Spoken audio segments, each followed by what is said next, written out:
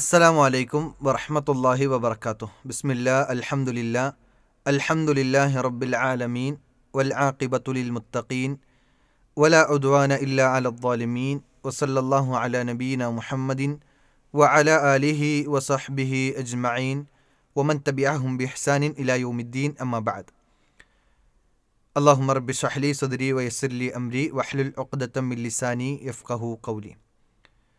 ഏറെ സ്നേഹാദരനരായ വിശുദ്ധ ഖുർആനിൻ്റെ പഠിതാക്കളെ, സൂറത്തു നംലിലെ 1 മുതൽ 3 വരെയുള്ള വചനങ്ങളാണ് കഴിഞ്ഞ ക്ലാസ്സിൽ നമ്മൾ ശ്രവിച്ചത്. അതിൽ ഹുറൂഫുൽ മുഖത്തഅ, കേവല അക്ഷരങ്ങൾ, അതിൻ്റെ അർത്ഥം അള്ളാഹുവിന് മാത്രമാണ് അറിയുന്നത് എന്ന് നമ്മൾ മനസ്സിലാക്കി. അതുപോലെ തന്നെ വിശുദ്ധ ഖുർആൻ അത് സന്മാർഗം നൽകുന്നതും സന്തോഷവാർത്ത അറിയിക്കുന്നതുമാണ് എന്നത് തിരിച്ചറിഞ്ഞു. അത് ആർക്കാണ് ഉപകരിക്കുന്നത്, അവരുടെ ഗുണഗണങ്ങൾ എന്താണ്, അതാണ് 2ഉം 3ഉം വചനങ്ങളിലൂടെ നമ്മൾ മനസ്സിലാക്കിയത്. നിസ്കരിക്കുകയും സക്കാത്ത് കൊടുക്കുകയും പരലോകത്തിൽ ദൃഢവിശ്വാസമുള്ളവർക്കുമാണ് ഈ വിശുദ്ധ ഖുർആൻ നേർമാർഗം നൽകുന്നതും അതുപോലെ തന്നെ സന്തോഷവാർത്ത അറിയിക്കുന്നതും എന്നത് തിരിച്ചറിഞ്ഞു. ഇനിയുള്ള ആയത്തുകളിൽ അള്ളാഹുവിൽ വിശ്വാസമില്ലാത്ത, അതുപോലെ തന്നെ തോന്നിയതുപോലെ പ്രവർത്തിക്കുന്ന, ആ പ്രവർത്തനങ്ങളെല്ലാം അവർക്ക് അലങ്കാരമായി തോന്നിപ്പിക്കുന്നതുമായ ബന്ധപ്പെട്ട വിഷയങ്ങൾ, അവർക്ക് ലഭിക്കുന്ന ശിക്ഷകൾ, അതുമായി ബന്ധപ്പെട്ട വിഷയങ്ങളാണ് ഇനിയുള്ള വചനങ്ങളിൽ പറയുന്നത്. ആ ആയത്ത് നിങ്ങൾക്ക് കേൾക്കാം. ഇന്നല്ലദീന ലാ യുഅ്മിനൂന ബിൽ ആഖിറതി സയ്യന്നാ ലഹും അഅ്മാലഹും ഫഹും യഅ്മഹൂൻ.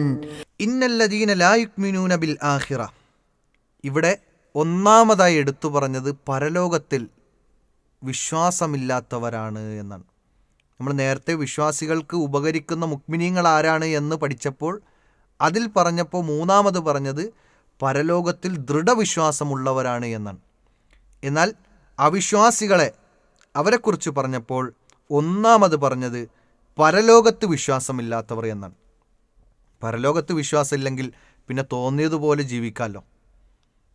ഇനിയൊരു ജീവിതമില്ല എന്ന് കാണുമ്പോൾ, ഇതോടുകൂടി എല്ലാം നശിക്കുന്നു എന്ന് കാണുമ്പോൾ അവർക്ക് എന്തും പ്രവർത്തിക്കാം, ധർമ്മമോ അധർമ്മമോ നോക്കാതെ അവർക്ക് പ്രവർത്തിക്കാം എന്നത് തന്നെയാണ് ഈ ആയത്തിലൂടെ നമ്മൾ മനസ്സിലാക്കുന്നത്. പരലോകത്തിൽ വിശ്വാസമില്ലാത്തവർ അങ്ങനെ തന്നെയാണ് പ്രവർത്തിക്കുന്നത് എന്നാണ്. അതുകൊണ്ടാണ് സയ്യന്ന ലഹും അഅ്മാലഹും, സയ്യന്ന അവർക്ക് അതൊരു അലങ്കാരമാക്കി, അഅ്മാലഹും അവരുടെ പ്രവർത്തനങ്ങളെ അതൊരു അലങ്കാരമാക്കി അവർക്ക് തോന്നിപ്പിച്ചു. ഫഹും യഅ്മഹൂൻ, അവരാകട്ടെ അന്താളിപ്പിലാണ്, പരിഭ്രമത്തിലാണ്, എന്ത് ചെയ്യണം എന്നറിയാതെ തോന്നിയതുപോലെ ജീവിക്കുന്നു. പുരോഗമനം എന്ന പേരിൽ അവർ ഓരോന്നും കടത്തിക്കൂട്ടി പുതിയ പുതിയ ചിന്തകളും പുതിയ പുതിയ ആദർശങ്ങളും കൊണ്ടുവന്ന് അവർ തോന്നിയതുപോലെ ജീവിക്കുന്നു. പരലോകത്തിൽ വിശ്വാസമില്ലാത്തത് കൊണ്ടാണ്. പരലോകത്തിൽ വിശ്വാസമുണ്ട് എങ്കിൽ വിശുദ്ധ ഖുർആനിൻ്റെ വചനങ്ങൾ അനുസരിച്ചുകൊണ്ട് ഇനിയൊരു ജീവിതം എനിക്ക് വരാനുണ്ട്, ഇവിടെ അധർമ്മം ചെയ്യാൻ പാടില്ല എന്നെല്ലാം മനസ്സിലാക്കി ശരിയായ ഒരു ജീവിതം നയിക്കും. എന്നാൽ പരലോക ജീവിതം അത് വിശ്വാസമില്ലാത്ത ഒരാളെ സംബന്ധിച്ചിടത്തോളം അവൻ തോന്നിയതുപോലെ ജീവിക്കുകയും അതവനൊരു അലങ്കാരമായി അത് തോന്നിപ്പിക്കുകയും അതിലൂടെ അവൻ ആകെ പരിഭ്രമത്തിലായി പോവുകയും ചെയ്യും എന്നതാണ് ഈ ആയത്തിലൂടെ നമ്മൾ മനസ്സിലാക്കുന്നത്. എന്നാൽ അവർക്ക് കിട്ടുന്ന ശിക്ഷ എന്താണ്? ഉലായിക്കല്ലദീന ലഹും സൂഉൽ അദാബ്, ഉലായിക്ക അക്കൂട്ടർക്കാകട്ടെ, അല്ലദീന അവർ എങ്ങനെയുള്ളവരാണ്? നേരത്തെ പറഞ്ഞല്ലോ, പരലോകത്തിൽ വിശ്വാസമില്ലാത്ത ആളുകൾ, അവർക്ക് ലഭിക്കുന്നത് ലഹും സൂഉൽ അദാബ്, അവർക്ക് മോശമായ ശിക്ഷയാണ് ലഭിക്കുന്നത് എന്ന് പറയുന്നു. വഹും ഫിൽ ആഖിറത്തി ഹും അഖ്സറൂൻ, അവർ പരലോകത്താകട്ടെ, അവർക്ക് വിശ്വാസമില്ലാത്ത പരലോകം, അന്നവർ അവിടെ വന്നു നിൽക്കുമ്പോൾ അവർ ആ വിശ്വാസമില്ലാത്ത ഈ ലോകത്ത് വച്ച് പരലോകത്തെക്കുറിച്ച് വിശ്വസിച്ചിട്ടില്ല. ആ ലോകത്ത് വന്നു നിന്ന് അത് യാഥാർത്ഥ്യമാണ് എന്ന് ബോധ്യപ്പെടുന്ന സമയത്ത് വഹും അഖ്സറൂൻ, അവർ തന്നെയാണ് തീരാ നഷ്ടവാളികൾ എന്ന് വിശുദ്ധ ഖുർആൻ പഠിപ്പിക്കുന്നുണ്ട്. അപ്പോൾ ആദ്യ 3 ആയത്തുകളിൽ വിശ്വാസികളുടെ ഗുണഗണങ്ങൾ പറഞ്ഞു. 4ഉം 5ഉം ആയത്തുകളിലൂടെ അവിശ്വാസികളും അവരുടെ ഗുണഗണങ്ങളും അവർക്ക് ലഭിക്കാനിരിക്കുന്ന ശിക്ഷയെക്കുറിച്ചും അല്ലാഹു സുബ്ഹാനഹു വതആല താക്കീത് നൽകുകയാണ്. യഥാർത്ഥ വിശ്വാസമില്ലാത്ത ആളുകൾ തോന്നിയത് പ്രവർത്തിക്കും. അതൊക്കെ ഒരു പുരോഗമനമാണ് എന്ന് പറഞ്ഞ് സമൂഹത്തിൽ അവതരിപ്പിക്കും. വിശ്വാസികൾ നേരായതും ധർമ്മമായതും അധർമ്മത്തിനെതിരെ സംസാരിക്കുമ്പോഴും ഇതൊക്കെ 6-ാം നൂറ്റാണ്ടാണ് എന്ന് പറഞ്ഞ് തള്ളിക്കളയുന്ന ആളുകൾ, അവർ പരലോകത്ത് വിശ്വാസമില്ലാത്ത ആളുകൾ, അവർ കൊണ്ടുവരുന്നത് പുരോഗമനമെന്ന് പറഞ്ഞ പേരിൽ പലതും കൊണ്ടുവരുന്നു. എന്നിട്ടത് കാലത്തിനൊത്ത് മാറിക്കൊണ്ടിരിക്കുന്ന സാഹചര്യമുണ്ടാകുന്നു. ഇതൊക്കെ അവർക്കൊരു അലങ്കാരമായി അവർക്ക് തോന്നിപ്പിക്കപ്പെടുന്ന ഒരവസ്ഥയും ഉണ്ടാകുന്നു. മഹാനായ അബൂ മുൻദിർ അൽ കെൽബി റഹ്മഹുല്ല, അദ്ദേഹം വിഗ്രഹാരാധനയുമായി ബന്ധപ്പെട്ട ചരിത്രങ്ങൾ രേഖപ്പെടുത്തി വെക്കുന്ന അദ്ദേഹത്തിൻ്റെ ചരിത്രപരമായ കിതാബുൽ അസ്നാം എന്ന് പറയുന്ന ഗ്രന്ഥത്തിൽ അദ്ദേഹം ചില രസകരമായ സംഭവങ്ങൾ ഉദ്ധരിക്കുന്നുണ്ട്. അത് ഈ ആയത്തുമായി കണക്ട് ചെയ്യാൻ നമുക്ക് സാധിക്കും. അതായത് അവർ പ്രവർത്തിക്കുന്നത് എന്ത് എന്ന് പോലും അവർക്ക് തിരിച്ചറിയാതെ അവരെന്തൊക്കെയോ പ്രവർത്തിച്ചു കൊണ്ടിരിക്കുന്നു എന്നത് ഈ ചരിത്ര സംഭവങ്ങൾ നമുക്ക് പഠിപ്പിച്ചു നൽകുന്നുണ്ട്. അതിൽ അദ്ദേഹം പറയുന്നു, ഇദാ നസല ഫിൽ അർദി അഖദ അർബഅത അഹ്ജാർ. ഒരു സംഘം അല്ലെങ്കിൽ ഒരു വ്യക്തി ഒരു യാത്രയിൽ എവിടെയെങ്കിലും പോയിക്കൊണ്ടിരിക്കുന്നതിൻ്റെ ഇടയിൽ ഒരു സ്ഥലത്തിറങ്ങിയാൽ അവിടെ വെച്ച് 4 കല്ലുകൾ എടുക്കും. 4 കല്ലുകൾ എടുക്കും. എന്നിട്ട് വവളഅ സലാസ ലിൽ ഖിദ്രി, 3 കല്ലുകൾ അടുപ്പ് കൂട്ടാൻ വേണ്ടി, അവരുടെ ഭക്ഷണ കാര്യങ്ങൾ പാചകം ചെയ്യാൻ വേണ്ടി അവർ അടുപ്പ് കൂട്ടാൻ വേണ്ടി 3 കല്ലുകൾ ഉപയോഗിക്കും. 4 കല്ലുകൾ എടുക്കും, അതിൽ 3 കല്ലുകൾ അടുപ്പുണ്ടാക്കാൻ വേണ്ടി എടുക്കും. വവാഹിദ് യഅ്ബുദൂൻ, അതിൽ 1 അതിനെ നാട്ടി നിർത്തി അതിനെ ആരാധിക്കും. ഒരു സ്ഥലത്തിറങ്ങി അവിടെ 4 കല്ലുകൾ എടുത്ത് അതിൽ 3 കല്ലുകൾ അടുപ്പുണ്ടാക്കാൻ വേണ്ടി എടുക്കുന്നു, ഉപയോഗിക്കുന്നു. അതിൽ 1 ആരാധിക്കാനുള്ള വിഗ്രഹമായി അവർ കാണുന്നു. ഇത്രയും ദൗർബല്യമായ, ഇത്രയും മോശപ്പെട്ട രൂപത്തിലാണ് അവരുടെ പ്രവർത്തനങ്ങൾ. അതവർക്ക് അലങ്കാരമായി തോന്നിച്ചിരുന്നു എന്നതാണ് ചരിത്രം നമുക്ക് പഠിപ്പിച്ചു നൽകുന്നത്. ഇനി ചരിത്രത്തിൽ വ്യക്തതയില്ലാത്ത ഉമർ റളിയല്ലാഹു അൻഹു ആണ് എന്ന് പറയപ്പെടുന്ന ഒരു സംഭവമുള്ളതാണ്. അത് ഉമർ റളിയല്ലാഹു അൻഹു ആണോ എന്ന വിഷയത്തിലാണ് അഭിപ്രായ ഭിന്നതകൾ ഉള്ളത്. ആ സംഭവം ഉമർ റളിയല്ലാഹു അൻഹു യാത്ര ചെയ്യുമ്പോൾ, അല്ലെങ്കിൽ ആ വ്യക്തി യാത്ര ചെയ്ത സമയത്ത് യാത്രാ വിഭവങ്ങളെല്ലാം എടുത്തു, ഭക്ഷണമെടുത്തു, മറ്റ് സാമഗ്രികളെല്ലാം എടുത്തു, പക്ഷേ വിഗ്രഹം മാത്രം എടുക്കാൻ മറന്നുപോയി. അങ്ങനെ യാത്ര ചെയ്ത് ആരാധിക്കേണ്ട സമയമെത്തിയപ്പോൾ വിഗ്രഹം നോക്കി കണ്ടില്ല. ഇനി എന്തു ചെയ്യും? ആരാധിക്കാനുള്ള സമയമായി. അങ്ങനെ കയ്യിലുണ്ടായിരുന്ന ഈത്തപ്പഴം അത് മുഴുവൻ എടുത്ത് അതിൻ്റെ കുരുകൾ എല്ലാം കളഞ്ഞതിന് ശേഷം ഒരു വിഗ്രഹ മോഡലൊക്കെ ഉണ്ടാക്കി അതിനെ നാട്ടി നിർത്തി അതിൻ്റെ മുന്നിൽ അവർ ആരാധിച്ചു. കുറച്ച് കഴിഞ്ഞു, യാത്രകൾ തുടർന്നു. അങ്ങനെ കുറച്ച് കഴിഞ്ഞപ്പോഴേക്ക് വിശപ്പ് വന്നു. വിശപ്പിന് കഴിക്കാനുള്ളതാണ് ഈത്തപ്പഴം. അത് നിലവിൽ വിഗ്രഹമാക്കി ഉണ്ടാക്കി വച്ചിരിക്കുകയാണ്. വിശപ്പ് വന്നപ്പോൾ ആ വിഗ്രഹം ഉണ്ടാക്കി വെച്ച ഈത്തപ്പഴത്തെ എടുത്തു കഴിച്ചു.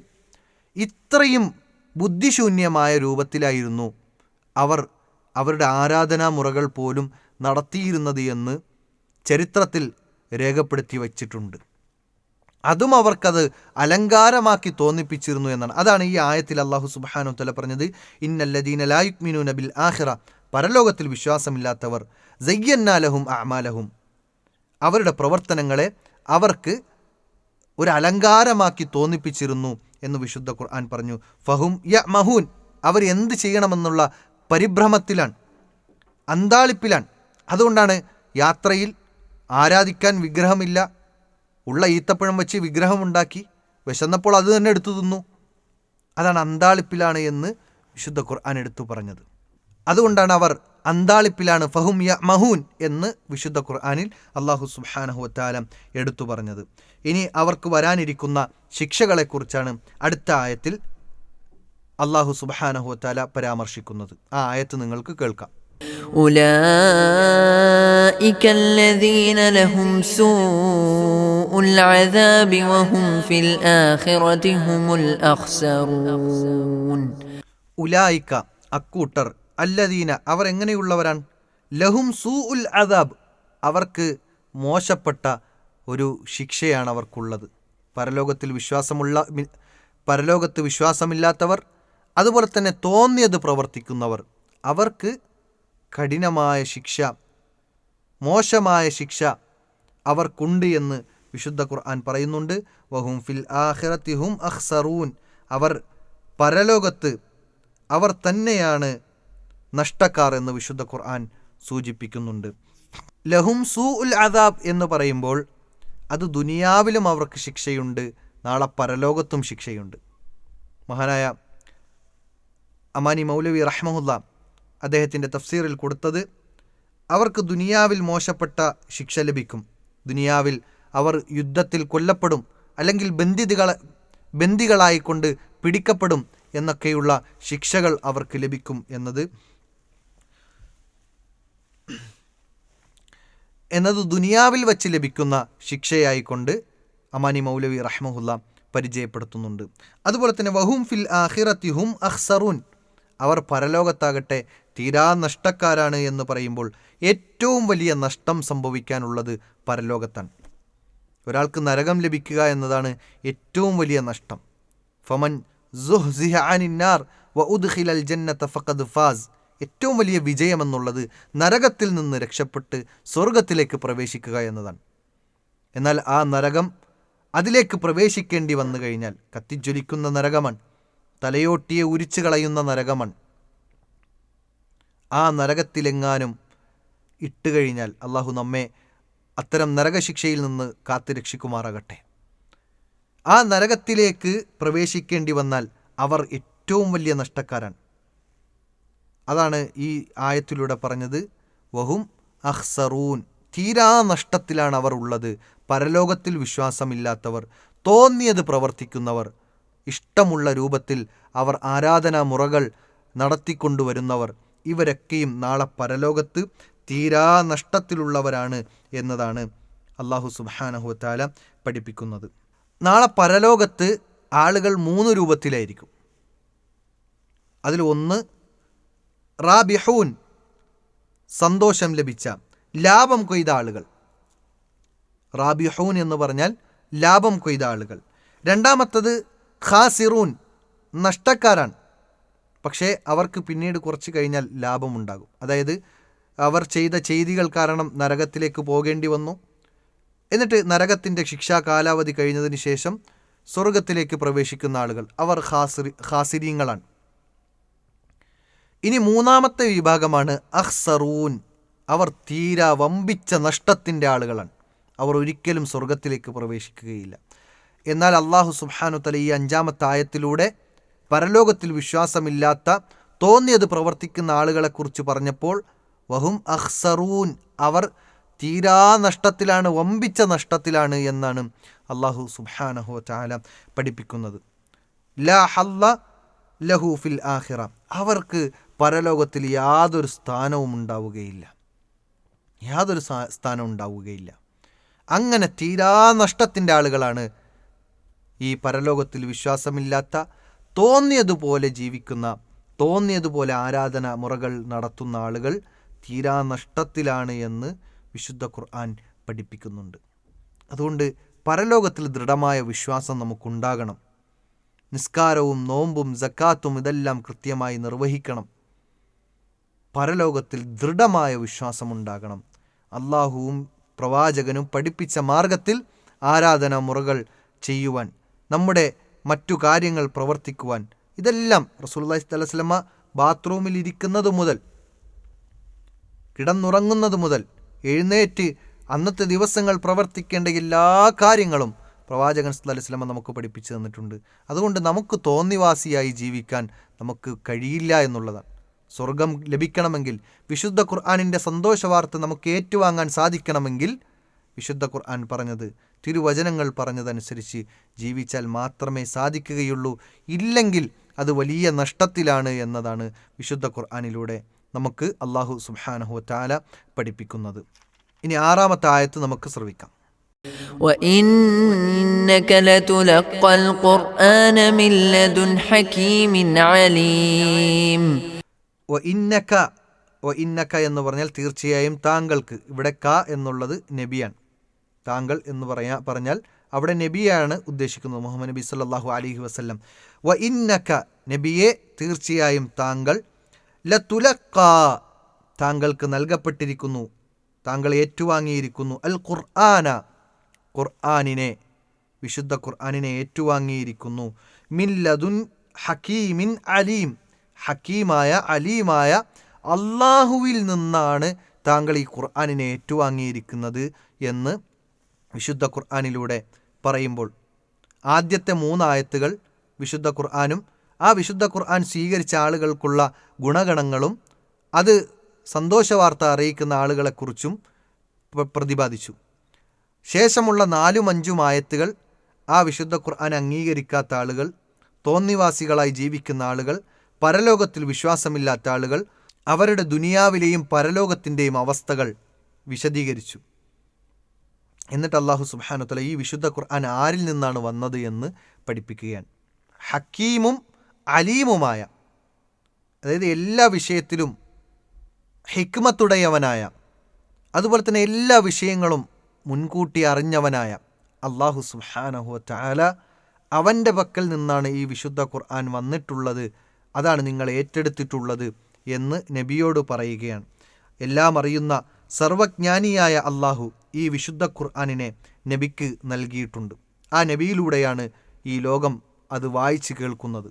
ഏത് നാട്ടിലും ഏത് കാലഘട്ടത്തിലും ലോകാവസാനം വരെയുള്ള ആളുകൾക്ക് നന്മയുടെ പ്രഭ ചൊരിയുന്ന വിശുദ്ധ ഖുർആൻ, ആ ഖുർആനിനെ അംഗീകരിക്കുകയും അതനുസരിച്ച് ജീവിക്കുകയും ചെയ്യുക എന്നതാണ് ഇരു ലോകത്തും വിജയം പ്രാപിക്കാൻ ഉതകുന്ന കാര്യമെന്നുള്ളത് നമ്മൾ തിരിച്ചറിയണം. ഇനി സൂറത്തു നംലിലെ 7 മുതലുള്ള വചനങ്ങൾ നമുക്ക് പഠിക്കാം. സൂറത്തു നംലിലെ 7-ാമത്തെ വചനം നിങ്ങൾക്ക് കേൾക്കാം. قال موسى لأهله إني آنست نارا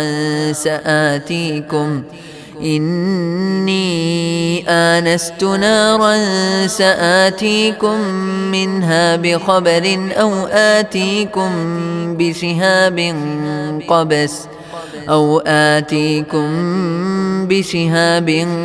قبس لعلكم تصطلون. വിശുദ്ധ ഖുർആനിൽ ഏറ്റവും കൂടുതൽ പ്രതിപാദിച്ചിട്ടുള്ള, പരാമർശിച്ചിട്ടുള്ള ഒരു പ്രവാചകനാണ് മൂസ നബി അലൈഹിസ്സലാം. മൂസ നബി അലൈഹിസ്സലാമിൻ്റെ ചരിത്രം 4 സൂറത്തുകളിൽ സവിസ്തരം വിശദീകരിച്ചതായി കാണാൻ സാധിക്കും. സൂറത്തുൽ ബഖറയിലാണ് ഏറ്റവും കൂടുതൽ മൂസ നബി അലൈഹിസ്സലാമിനെ കുറിച്ച് പരാമർശിച്ചിട്ടുള്ളത്. അതുപോലെ തന്നെ സൂറത്തു ത്വാഹയിൽ, സൂറത്തുൽ ഖസസിൽ, സൂറത്തുൽ അറാഫിൽ, ഇങ്ങനെ മറ്റു 3 സൂറത്തുകളിൽ ഏറ്റവും കൂടുതൽ മൂസ നബി അലൈഹി ഇസ്ലാമിൻ്റെ ചരിത്രം പറയുന്നുണ്ട്. മൂസ നബി അലൈഹി ഇസ്ലാമിനെ 136 സ്ഥലങ്ങളിലാണ് വിശുദ്ധ ഖുർആനിൽ പരാമർശിച്ചിട്ടുള്ളത്. 136 സ്ഥലങ്ങളിൽ മൂസ നബി അലൈഹി ഇസ്ലാമിനെ വിശുദ്ധ ഖുർആനിൽ പരാമർശിച്ചിട്ടുണ്ട് എന്നത് വിശുദ്ധ ഖുർആനിൽ നമുക്ക് കാണാൻ സാധിക്കും. ഈ സൂറത്തിലും മൂസ നബി അലൈഹി ഇസ്ലാമിൻ്റെ ചില സംഭവ ശകലങ്ങൾ നമുക്ക് കാണാൻ സാധിക്കും. ചരിത്രത്തിലെ ചില സംഭവങ്ങൾ ഈ സൂറത്തിലെ 7-ാമത്തെ ആയത്ത് മുതൽ സൂചിപ്പിക്കുന്നുണ്ട്. മൂസ നബി അലൈഹി ഇസ്ലാമിൻ്റെ യഥാർത്ഥ ജനനസ്ഥലം അത് ഈജിപ്താണ്. പിന്നെ അവിടെ നിക്കക്കള്ളിയില്ലാതെയാണ് മദിയനിലേക്ക് യാത്ര തിരിക്കുന്നത്. മദിയനിൽ 10 വർഷക്കാലം ജീവിച്ചു.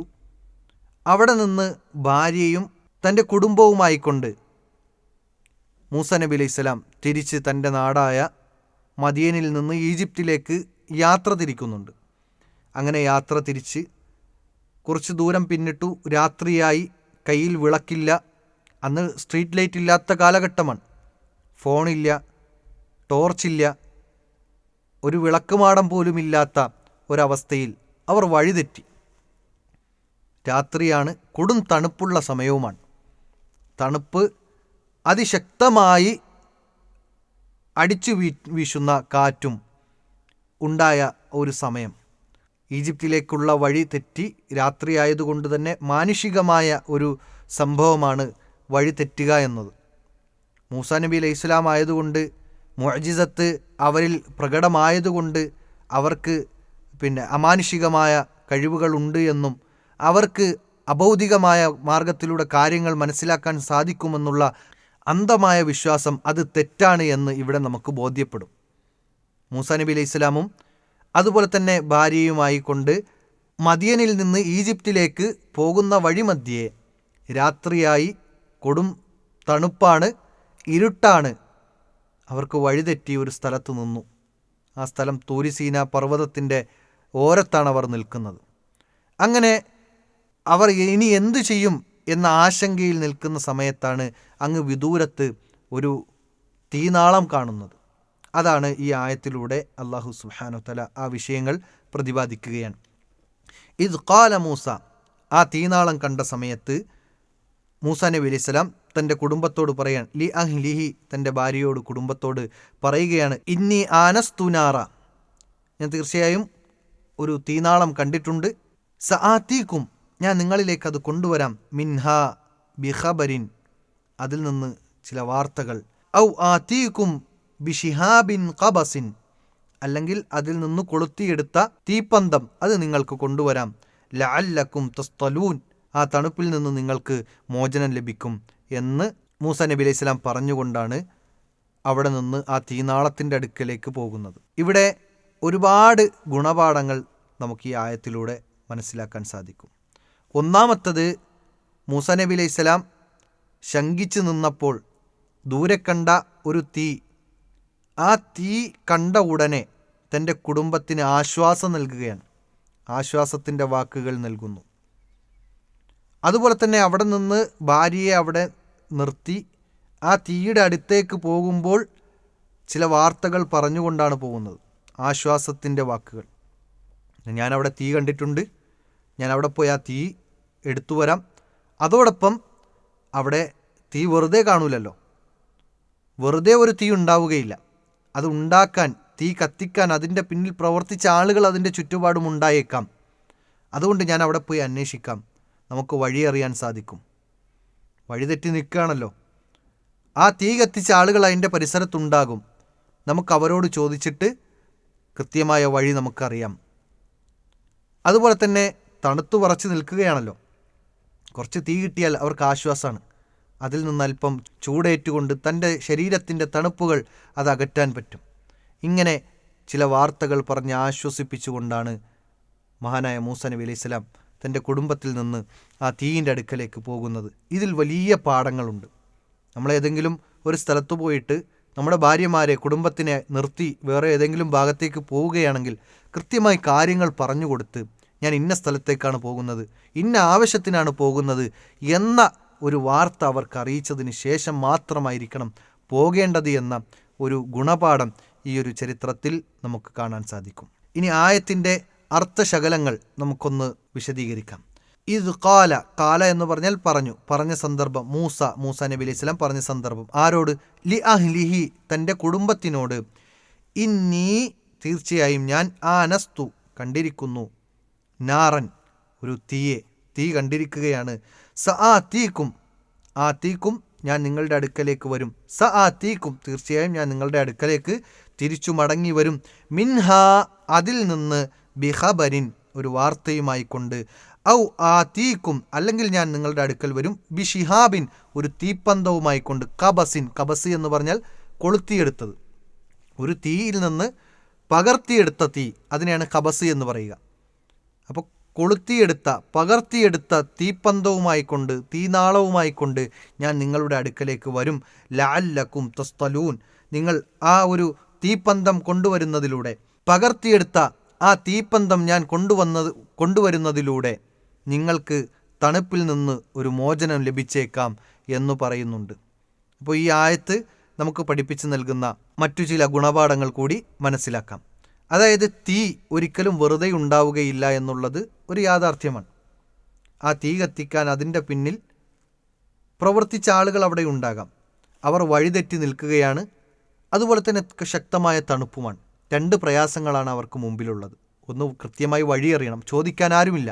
ആ തീ കണ്ടപ്പോൾ ഒരുപക്ഷേ ആ തീ കത്തിച്ച ആളുകൾ അതിൻ്റെ ചുറ്റുപാടുമുണ്ടാകും എന്ന ഒരു ബോധത്തോടു കൂടിയാണ് മൂസാ നബി അലൈഹി സ്വലാം അങ്ങോട്ട് പോകുന്നത്. അതുകൊണ്ട് തന്നെ സആതീകും മിൻഹാ ബിഖബരിൻ എന്ന് പറയുന്നതിലൂടെ നമ്മൾ മനസ്സിലാക്കുന്നത് വഴിതെറ്റി നിൽക്കുന്നു, അവരോട് ചോദിച്ചിട്ട് കൃത്യമായ വഴി ഏതാണ് എന്ന് നമുക്ക് മനസ്സിലാക്കാം. അതാണ് ബിഖബർ, ഒരു വാർത്തയുമായി കൊണ്ട് നിങ്ങളുടെ അടുക്കൽ ഞാൻ വരാം എന്ന് പറഞ്ഞ് കുടുംബത്തെ ആശ്വസിപ്പിക്കുന്നു.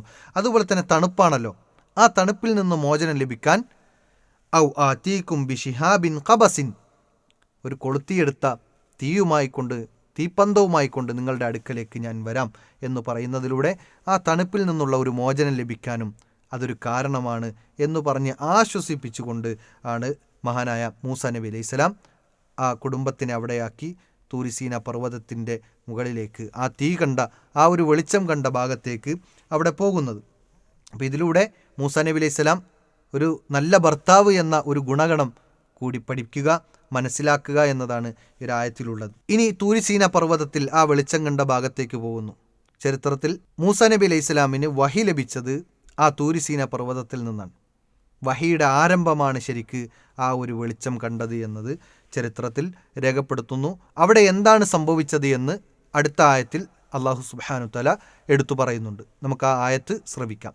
فلما جاءها نودي أن بورك من في النار ومن حولها وسبحان الله رب العالمين.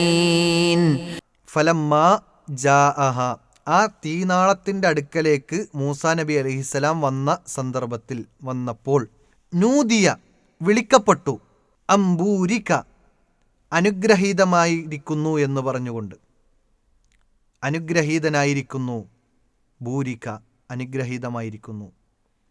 അപ്പോൾ അവിടെ ഒരു ശബ്ദം കേൾക്കണം. മൂസാ നബി അലൈഹി സ്വലാം ആ തീയുടെ അടുക്കലേക്ക് വന്നപ്പോൾ ആ തീയുടെ അടുത്തെത്തിയ സന്ദർഭത്തിൽ ഒരു വിളിനാളം കേൾക്കുന്നു, നിങ്ങൾ അനുഗ്രഹിച്ചിരിക്കുന്നു, നിങ്ങൾ അനുഗ്രഹിക്കപ്പെട്ടിരിക്കുന്നു എന്ന് പറഞ്ഞുകൊണ്ട് ഒരു ശബ്ദം കേൾക്കുകയാണ്. ആരെയാ അനുഗ്രഹിച്ചിരിക്കുന്നത്? മം ഫിന്നാരി, തീയിലുള്ള. അവിടെ ഫിന്നാരി എന്ന് പറഞ്ഞാൽ യഥാർത്ഥത്തിൽ അതിൻ്റെ അർത്ഥം തീയുടെ അടുത്തുള്ള ആൾ എന്ന അർത്ഥത്തിലാണ്. അപ്പോൾ തീയുടെ അടുത്തുള്ളതാരാണ്? മൂസാ നബി അലൈഹി സ്വലാമാണ്. മൂസാ നബി അലൈഹി സ്വലാമാണ് തീയെ അന്വേഷിച്ച് വന്നത്. ആ വെളിച്ചം കണ്ടപ്പോൾ അതിൻ്റെ അടുക്കൽ വന്നത് മൂസാ നബി അലൈഹി സ്വലാമാണ്. അതുകൊണ്ട് തന്നെ മൂസാ നബി അലൈഹി സ്വലാം അത് അനുഗ്രഹീതനായിരിക്കുന്നു എന്ന് പറഞ്ഞു. ഒമൻ ഹൗലഹ, ആ തീയുടെ ചുറ്റുഭാഗമുള്ളതും എന്നും വിശുദ്ധ ഖുർആനിൽ പറഞ്ഞു. എന്താണ് ആ തീയുടെ ചുറ്റുപാടുമുള്ളത്? തഫ്സീറിൽ കാണാം, ഒന്ന് അതിൻ്റെ ചുറ്റുപാടുമുള്ള സ്ഥലമാണ്, പ്രദേശമാണ് ഷാമും അതുപോലെ തന്നെ ഫലസ്തീനും അടങ്ങുന്ന പ്രദേശമാണ് എന്ന് പറയുന്നുണ്ട്. ഇന്നത്തെ സിറിയ എന്ന രൂപത്തിൽ പണ്ഡിതന്മാർ വിശദീകരിക്കുന്നുണ്ട്. എന്നാൽ രണ്ടാമത്തത് അതിനു ചുറ്റുപാട് മലക്കുകൾ ഉണ്ടായിരുന്നു, അവരാണ് എന്നും പരാമർശിക്കുന്നുണ്ട്. ഏതിരുന്നാലും മൂസാ നബി അലൈഹിസ്സലാമും അതിൻ്റെ ചുറ്റുപാടുമുള്ള സ്ഥലമോ അല്ലെങ്കിൽ അതിൻ്റെ ചുറ്റുപാടുമുണ്ടായിരുന്ന മലക്കുകളോ അവർ അനുഗ്രഹിച്ചിരിക്കുന്നു എന്ന് പറഞ്ഞതിന് ശേഷം വസുബ്ഹാനല്ലാഹി റബ്ബിൽ ആലമീൻ എന്ന ആയത്ത് അവസാനിപ്പിക്കുമ്പോൾ അതിൽ നിന്ന് ചിലത് നമുക്ക് മനസ്സിലാക്കാനുണ്ട്. മൂസാ നബി അലൈഹി സ്വലാം തീ കണ്ടിട്ടാണ് അതിൻ്റെ അടുക്കലേക്ക് വരുന്നത്. മാത്രമല്ല, അതിൻ്റെ അടുത്ത് വന്നപ്പോൾ ഒരു ശബ്ദം കേൾക്കുന്നു. തീ എന്തായാലും സംസാരിക്കുകയില്ല. അതാരാണ് പിന്നെ? അത് അള്ളാഹുവാണ്. ആ അള്ളാഹു സുബ്ഹാനല്ലാഹ്, അള്ളാഹു എത്ര പരിശുദ്ധനാണ്. അള്ളാഹുവിന് പങ്കുകാരില്ല. അള്ളാഹുവിന് യാതൊരു നിലക്കുമുള്ള പങ്കുകാരില്ല. തീ അള്ളാഹു അല്ല. ആ തീയാണ് സംസാരിച്ചത് എന്ന് പറഞ്ഞ് ആ തീയാണ് ദൈവിക ശക്തി എന്ന് ഒരിക്കലും വിചാരിക്കേണ്ടതില്ല എന്നതാണ് ഈ ആയത്തിൻ്റെ അർത്ഥം. അവിടെ തീയിൻ്റെ അടുത്തെത്തിയപ്പോഴാണല്ലോ ഒരു ശബ്ദം കേട്ടത്, അംബൂരിക്ക എന്ന് പറഞ്ഞത്, അനുഗ്രഹിക്കപ്പെട്ടിരിക്കുന്നു എന്ന് പറഞ്ഞത്. ആ പറഞ്ഞത് അള്ളാഹുവാണ്. പക്ഷേ അത് തീയല്ല പറഞ്ഞത്. തീയല്ല ദൈവികം, തീയല്ല ദൈവം, അള്ളാഹു തീയല്ല എന്നത് പറയാൻ കൂടിയാണ്, അള്ളാഹുവിനെ പരിശുദ്ധപ്പെടുത്താൻ കൂടിയാണ് അള്ളാഹു ഇവിടെ സുബ്ഹാനല്ലാഹ്, അള്ളാഹു എത്ര പരിശുദ്ധൻ എന്ന് എടുത്തു പറഞ്ഞത്. ഇപ്പോൾ തെറ്റിപ്പോകാതിരിക്കാൻ, വിശ്വാസത്തിൽ നിന്ന് തെറ്റിപ്പോകാതിരിക്കാൻ കൃത്യമായ മാർഗദർശനം കൂടിയാണ് വിശുദ്ധ ഖുർആനിലൂടെ അള്ളാഹു നമുക്ക് നൽകുന്നത്. അത് അങ്ങനെയുള്ള അള്ളാഹു ആരാണ്? റബ്ബുൽ ആലമീൻ, ലോകങ്ങളുടെ രക്ഷിതാവാണ് അള്ളാഹു. അൽ ആലം എന്ന് പറഞ്ഞാൽ മാ സിവല്ലാഹ്, അള്ളാഹു അല്ലാത്ത മുഴുവൻ ആലമുകളാണ്. ആകാശം, ഭൂമി, അതിനിടയിലുള്ള വസ്തുക്കൾ, ജന്തുജാലങ്ങൾ, ജീവനുള്ളതും ജീവനില്ലാത്തതുമായ എല്ലാ വസ്തുക്കളും സൃഷ്ടികളും, ഇതിൻ്റെ എല്ലാം റബ്ബ് അള്ളാഹുവാണ്. അവന് യാതൊരു നിലക്കുമുള്ള പങ്കുകാരില്ല. അവൻ ജനിച്ചിട്ടില്ല, ജനിപ്പിച്ചിട്ടില്ല. അവന് ആരെയും ആശ്രയം വേണ്ട. എല്ലാവരും ആശ്രയിക്കുന്നവനാണ് അവൻ. അതാണ് സുബ്ഹാനല്ലാഹി റബ്ബിൽ ആലമീൻ എന്ന് അല്ലാഹു സുബ്ഹാനഹു തആല അവിടെ ചേർത്തു പറയാൻ കാരണം. ഈ ശബ്ദം കേട്ടപ്പോൾ മൂസ നബി അലൈഹിസ്സലാം ഭയന്ന് നിൽക്കുകയാണ്. കാരണം ആരാണെന്നറിയില്ല. തീൻ്റെ അടുത്തെത്തിയപ്പോൾ ഒരു ശബ്ദം കേൾക്കുകയാണ്. ആ ശബ്ദം കേട്ടത് ആരാണ് എന്നറിയില്ല. അംബൂരിക എന്ന് പറഞ്ഞു, മൻ ഫിന്നാരി വമൻ ഹൗലഹ എന്നും പറയുകയുണ്ടായി. അത് ആരാണ് എന്നറിയില്ല. അദൃശ്യത്തിൽ ഒരു ശബ്ദം കേട്ടപ്പോൾ സ്വാഭാവികമാണ് പേടിക്കുക എന്നത്. അങ്ങനെ മൂസ നബി അലൈഹി സ്വലാം പേടിച്ചു നിന്നപ്പോൾ അല്ലാഹു സുബ്ഹാനഹു വ തആല ആശ്വാസവാക്കുകൾ അവിടെ അറിയിക്കുകയാണ്. യാ മൂസ ഇന്നഹു അനല്ലാഹുൽ അസീസുൽ ഹകീം. യാ മൂസ, അല്ലാഹു വിളിക്കാണ്. മൂസ, അല്ലയോ മൂസ. ഇത് കേട്ടപ്പോൾ മൂസ നബി അലൈഹി സ്വലാമിന് ആശ്വാസമായി. അപ്പോൾ എന്നെ അറിയുന്ന ആരോ ആണ് എന്നെ വിളിച്ചത്, ആ സംസാരം സംസാരിച്ചത് എന്ന് മൂസ നബി അലൈഹി സ്വലാമിന് ബോധ്യപ്പെട്ടപ്പോൾ അവിടെ ആശ്വാസം ലഭിക്കുകയാണ്. യാ മൂസ എന്ന് വിളിച്ചിട്ട് ഇന്നഹു അനല്ലാഹ്, തീർച്ചയായും ഞാൻ അല്ലാഹു ആകുന്നു. ആ ശബ്ദമുണ്ടാക്കിയത്, ആ സംസാരിച്ചത് അത് അല്ലാഹു ആകുന്നു എന്ന് അല്ലാഹു തന്നെ എടുത്തു പറയുന്നു. അപ്പോൾ ഒന്നും ആശ്വാസമായി. മൂസ നബി അലൈഹി സ്വലാമിനെ അള്ളാഹുവിനറിയാം. അതുകൊണ്ടാണ് പേര് വിളിച്ചു പറഞ്ഞത്. യാ മൂസ, മൂസ എന്ന് വിളിച്ചുകൊണ്ട് ഇന്നഹു അനല്ലാഹ്, ഞാനാണ് അള്ളാഹു എന്ന് പറയാൻ. ഞാനാണ് എന്ന് പറയാൻ പാടില്ല എന്നുള്ളതാണ് ഈ ആയത്തിൽ നിന്ന് മറ്റൊരു മനസ്സിലാക്കേണ്ട വിഷയം. നമ്മൾ ഏതെങ്കിലും വീട്ടിൽ പോയി ഡോർ മുട്ടി എന്നിട്ട് ആരാണെന്ന് ചോദിക്കുമ്പോൾ ഞാനാണ് എന്ന് പറയാൻ പാടില്ല. നമ്മൾ ഫോൺ വിളിക്കുമ്പോൾ ഫോൺ വിളിച്ചിട്ട് റിസീവ് ചെയ്ത ആൾക്ക് ആരാണെന്ന് അറിയാത്തത് കൊണ്ട് നിങ്ങൾ ആരാണ് എന്ന് ചോദിക്കുമ്പോൾ ഞാനാണ്, മനസ്സിലായില്ലേ എന്ന് പറയാൻ പാടില്ല. മറിച്ച് ആരാണ് എന്ന് ചോദിച്ചാൽ വ്യക്തമായി പറഞ്ഞു കൊടുക്കുക എന്ന ഒരു ധ്വനിയും ഈ ആയത്തിലൂടെ നമുക്ക് മനസ്സിലാക്കാൻ സാധിക്കും.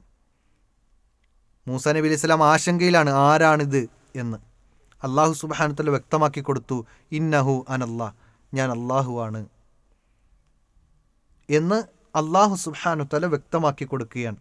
ആ അല്ലാഹുവിൻ്റെ പ്രത്യേകത എന്താ? ആ അല്ലാഹു അൽ അസീസാണ്, അൽ ഹക്കീമാണ്. ഇന്നഹു അനല്ലാഹ് അൽ അസീസുൽ ഹക്കീം, പ്രതാപിയും അതുപോലെ തന്നെ യുക്തിജ്ഞനുമായ അല്ലാഹുവാണ് ഞാനെന്ന് അല്ലാഹു സുബ്ഹാനഹു വ തആല മൂസ നബി അലൈഹി സ്വലാമിനോട് പറയുകയാണ്.